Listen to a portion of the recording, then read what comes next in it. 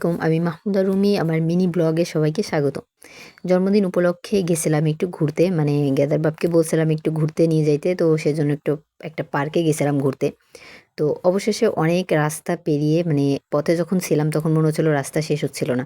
তো অনেক রাস্তা পের হয়ে চলে এসেছি ফান প্যারাডাইস এলটিডি, মানে ফান করতে আমরা পার্কে চলে আসছি। তো পার্কের বাইরে থেকে দেখে মনে হবে না যে এর ভেতরে একটা পার্ক আছে, বা ভেতরে প্রবেশ করেও প্রথমে বুঝতে পারি নাই যে এর ভেতরে আসলেও কিছু আছে নাকি। মানে শুধু শুধু তো আর টাকা নষ্ট করে বা টিকিট কেটে তো ভেতরে আসি নাই। এটা ভাবতে ভাবতে সামনে আগাচ্ছিলাম, কারণ পথই শেষ হচ্ছিল না।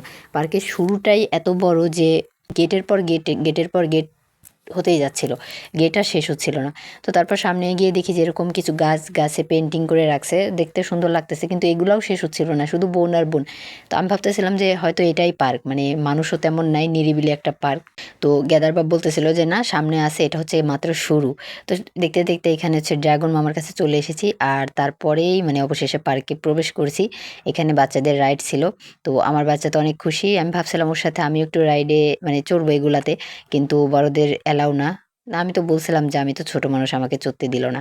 তো এখানে আমার বাবাকে আর কে ঠেকায়, সে তার মতো খুশিতে আনন্দে সব জায়গায় দৌড়াদৌড়ি করছে, সব কিছুতেই চড়ছে। যাক, বাচ্চাদের খুশির জন্য আমরা এখানে আসছি, বা বাচ্চাদের আনন্দর জন্যই পার্কে এত কিছু তৈরি করে। এত সুন্দর সুন্দর জিনিস তারা গিয়ে তৈরি করে যাতে বাচ্চারা সেখানে খুশিতে থাকতে পারে। তারপর একটা বড় মানুষের জিনিসও পাইছি, যেগুলো যে ব্যায়াম করে। ওইটা আমি একটু নাড়াচাড়া দেওয়ার পর আমার বাচ্চা চলে আসছে, তো নেমে গেছি।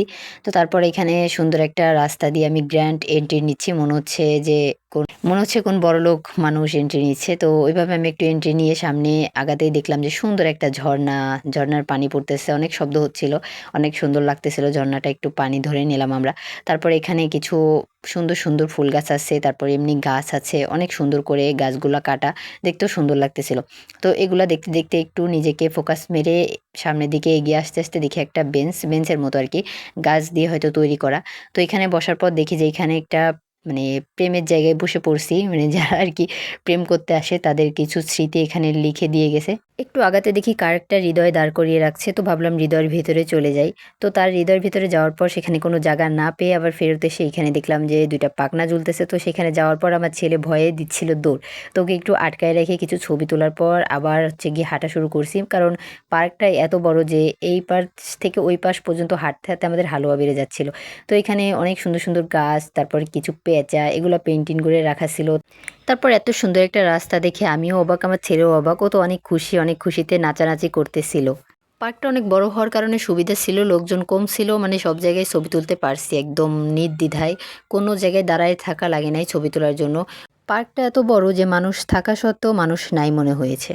ছবি তোলার এত জায়গা ছিল যে ছবি তুলে শেষ করতে পারতেছিলাম না, তো আর দেরি না করে খানাফিনা করতে চলে আসলাম, কারণ খাওয়া দাওয়া যদি না করি তাহলে ঘুরতে যাওয়ার কোনো মানেই হয় না। তো এখানে আমরা খানা দানা শেষ করে আর দেরি না করে, যেহেতু সন্ধ্যা লেগে যাচ্ছিল, তারপর বাড়ির উদ্দেশ্যে রওনা দিয়ে দিয়েছি। আল্লাহ হাফেজ, সবাই ভালো থাকবেন। আমার ভিডিওটি ভালো লাগলে সবাই লাইক কমেন্ট শেয়ারে ভালোবাসা দিবেন।